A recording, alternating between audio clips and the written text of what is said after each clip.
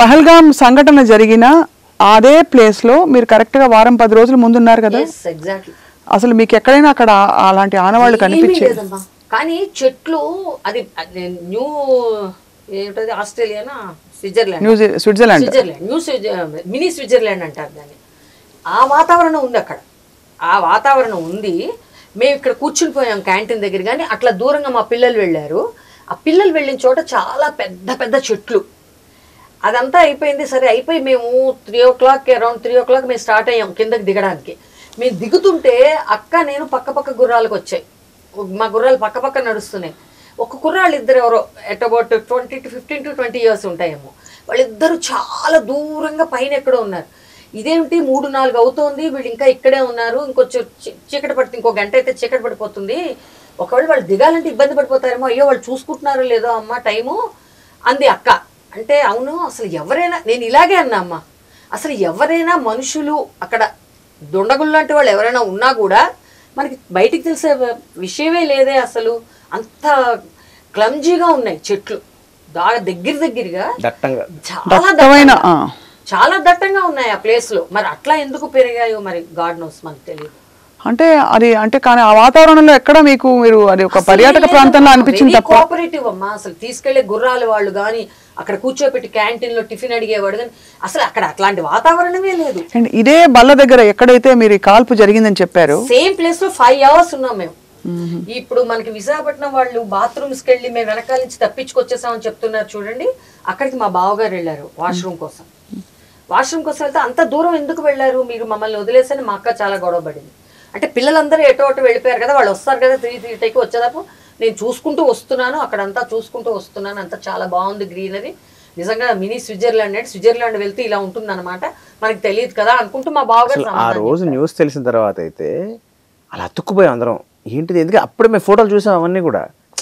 ఏవైతే మనకి యూట్యూబ్ లో వైరల్ అయిన వీడియోస్ ప్లేసెస్ ఉన్నాయో బల్ల మీద అక్కడ ఫోటోస్ అన్ని ఉన్నాయి అవన్నీ. ఈ అబ్బాయి ఇటు బల్ల మీద కూర్చున్నాడు, నేను ఇటు బల్ల మీద, ఇక్కడ కుర్చీలో నేనున్నా, నేను అక్క బావగారు.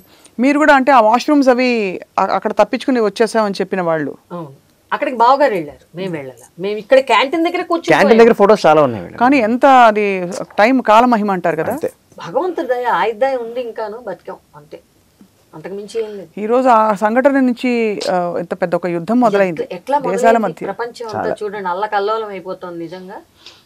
మా అక్కయ్య గారు అబ్బాయి అన్నాడు, పిన్ని మనం 1 week బిఫోర్ వచ్చాము, యాక్చువల్లీ అక్కడ ఏదో ఫెస్టివల్ ఉంటుందిట.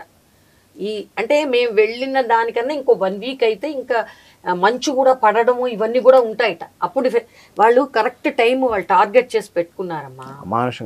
అమానుషమైనటువంటి టైము.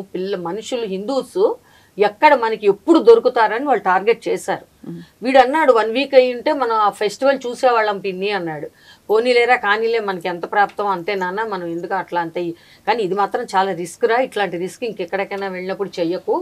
మేము పెద్దవాళ్ళు, నేను 65 అబో, బావగారు 80, అక్క 70 అబో. కానీ వాళ్ళు స్ట్రాంగ్ గానే, అందరం ఏంలా కూర్చున్నాం అంతే, గుర్రాల మీద వెళ్ళాం అంతే, చూసేయోగం ఉంది, పహల్గాం వెళ్ళి చూసొచ్చాం అంతే. ఇప్పుడు మీకు మళ్ళీ అక్కడ ఆ ప్రాంతానికి వెళ్ళాలంటే ఆదిత్య ఎంతైనా ఒక అసలు కాదు స్వామి, అంటే it is hitting on somebody's integrity.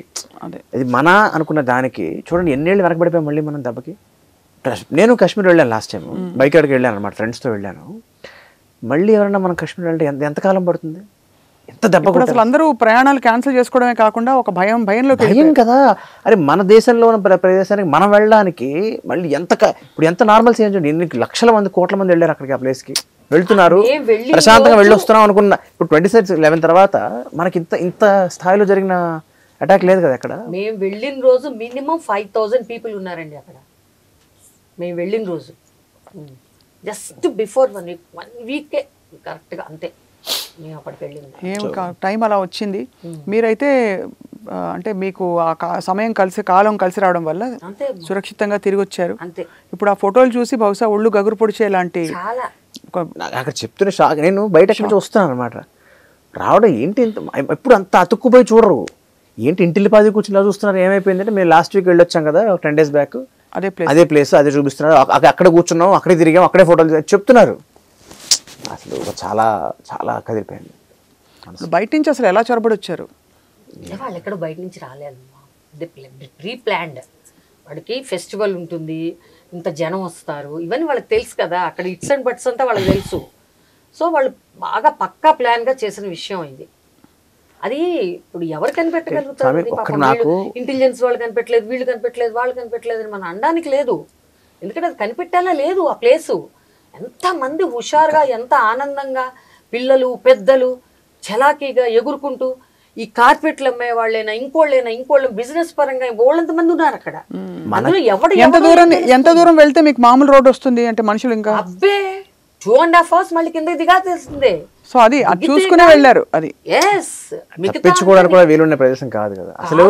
మన బోటి వాళ్ళకంటే మనం ఎక్కడో డౌన్ సౌత్ లో ఉన్నాం అంటే మనకే ఇలా ఉంటే కాశ్మీర్ లో బతుకుతున్న వాళ్ళ పరిస్థితి ఏమిటి? ఇంకా కాశ్మీర్ లో బతుకుతున్న వాళ్ళు పంజాబ్, హర్యానా, పంజాబ్ హర్యానా కూడా ఒక దగ్గర సరే సంగతి దేవుడు. చండీగఢ్ లో ఇప్పుడు సైరన్ మోగింది, వాళ్ళు మోగింది, డ్రిల్ చేయిస్తున్నారు బేసిక్ గా. అంటే అసలు అంటే చూడండి దేశం అంతా ఇప్పుడు మన హైదరాబాద్ లో కూడా, హైదరాబాద్ విశాఖపట్నంలో అంటున్నారు జాగ్రత్తగా ఉండాలని చెప్పి. అంటే చూడండి మనం మన మన జీవితానికి కావాల్సిన మన ప్రశాంతత మనం కోల్పోతున్నాం. ప్రపంచం మొత్తంలో చూసుకుంటే, యావత్ ప్రపంచం మొత్తంలో చూసుకుంటే ప్రశాంతంగా ఉండగలిగే దేశం మన దేశం. మన వాళ్ళు చాలా గర్వంగా చెప్పుకుంటారు అన్ని దేశాలు తిరిగి వచ్చిన వాళ్ళు. అలాంటిది ఆ ప్రశాంతతని భగ్నం చేయడానికే ఇలాంటి దారుణాలు జరిగాయి. కానీ తప్పకుండా మన సైనికులు వీరోచితంగా చాలా చాలా పోరాడి దేశాన్ని రక్షిస్తారనే నమ్మకం అందరం తల్లుల ఆశీస్సులతో మదర్స్ డే సందర్భంగా. మనకి ధర్మంలో ఒక మాట ఉంది కదా, ఎప్పుడు కూడా చేయవలసింది చేయడం మాత్రమే కాదు, అంటే చేయవలసిన దాన్ని చేయకపోవడం కూడా తప్పే అని చెప్పి. సో అలాగా ఇప్పుడు ఎదురు తిరిగే సమయం నిజంగా ఎంత అమాయకులని పాపం.